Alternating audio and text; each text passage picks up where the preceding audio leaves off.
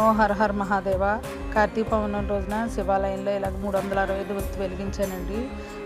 తర్వాత ప్రసాదం ఇలాగ కొబ్బరికాయ కొట్టి ప్రసాదం కార్తీక దామోదరుడికి, విఘ్నేశ్వరుడికి, కార్తీక దామోదరుడికి నైవేద్యం ఇచ్చి తర్వాత మంగళహారతి ఇచ్చాను.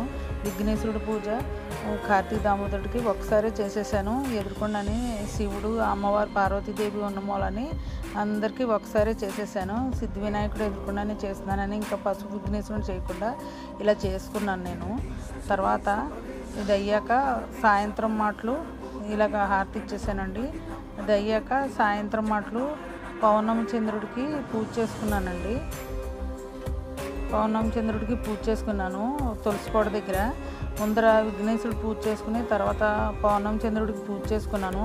ప్రసాదం ఇచ్చి మంగళహారతి ఇచ్చి ఇలాగా చేసుకున్నానండి. ఇలాగా కార్తీక పౌర్ణమి రోజున నేను ఎప్పుడు ఇలాగే చేసుకుంటాను. మా ఇంట్లో మా అత్తయ్య గారు